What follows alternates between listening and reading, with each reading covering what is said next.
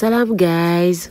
Envie de sucrer, nous allons partir aujourd'hui sur une recette de gâteau. Un gâteau sans farine de blé, mais à base de farine de maïs et de patates douces. Avant tout, n'oubliez surtout pas de vous abonner si ce n'est pas encore fait. Comme ça, vous recevrez une notification à chaque fois qu'il y aura une nouvelle recette, mais également de liker et de partager cette superbe recette. Nous aurons besoin ainsi d'une patate douce, ça c'est l'élément phare de la recette, de la levure chimique, un pot de lait concentré sucré. Sachez qu'il y a aussi la version écrémée pour les personnes qui sont par exemple en rééquilibrage alimentaire ou qui aimeraient moins de matière grasse. Donc un peu de lait, de la muscade, 2 œufs, sachant que nous avons l'équivalent de 500 grammes de farine de maïs. Donc c'est bien de la farine de maïs, ce n'est pas de la fécule de maïs. Donc faut pas du tout les confondre. Et aussi un peu d'arôme vanille. Nous allons commencer par faire cuire la patate douce. Donc pas besoin de l'éplucher pour éviter que ça s'écrase. Voilà, nous allons la laisser cuire tranquillement dans la marmite. Et au bout de 15-20 minutes, c'est bon, je peux l'enlever. Si vous voulez une cuisson beaucoup plus rapide au cas où la patate douce est aussi grosse, vous pourrez par exemple la couper en deux. Voilà, ça va accélérer la cuisson. Je vais passer au mélange des ingrédients.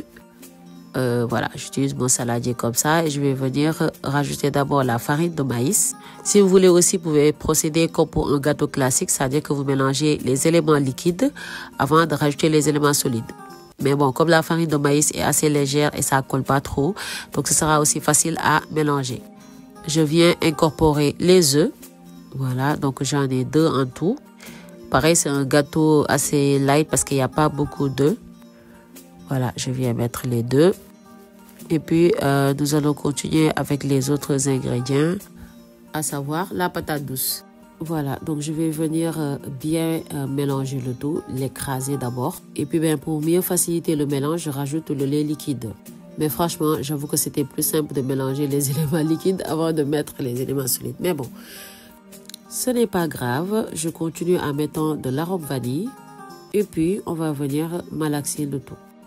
On va bien mélanger. Voilà, donc là le mélange est assez solide, donc pour un peu humidifier, je rajoute le lait concentré au fur et à mesure, la muscade aussi pour bien mélanger, parce que la muscade surtout si ça va que d'un seul côté, voilà, ça peut être très amer pour la personne qui va tomber dessus.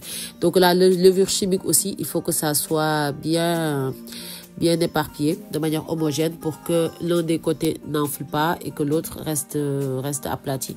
Donc voilà, vous voyez, je mélange bien rigoureusement. Voilà, donc une fois le mélange homogène, là quand même c'est pas assez liquide pour un gâteau. J'ai rajouté du lait concentré sucré, encore l'équivalent du pot de lait là, du petit pot, et puis un autre œuf. Voilà, donc pour mélanger encore, parce que la farine de maïs, sa particularité c'est que ça gonfle un peu. Voilà, donc c'est un gâteau adaptable aussi, hein. Donc une fois que vous ayez la consistance que vous voulez, parce que plus c'est liquide, plus ce sera moelleux. Je vais venir beurrer mon moule. Voilà, donc vous le beurrez fariné comme vous voulez. Si vous avez un moule en silicone, c'est parfait, vous n'aurez pas besoin. Bon, je remplis à 3/4 les trous. Et puis voilà, au bout de 20-25 minutes de cuisson à 175 degrés, on a nos délicieux gâteaux et surtout c'est très joli. Et en fait, on va préparer le sirop. Donc j'ai mis du sirop de melon et un peu de fleur d'oranger. Sinon, mettez le sirop que vous voulez. Si vous avez du sirop d'abricot aussi, ça va passer. Ça permettra d'humidifier et d'apporter une touche sucrée au-dessus. Mais c'est optionnel. Si vous n'en voulez pas, n'en mettez pas ou mettez par exemple du miel ou du sirop d'érable. Ces gâteaux sont tellement délicieux et moelleux. Dites-moi ce que vous en pensez en commentaire. Et sur ce, à très bientôt, Inch'Allah, sur C'est Delicious.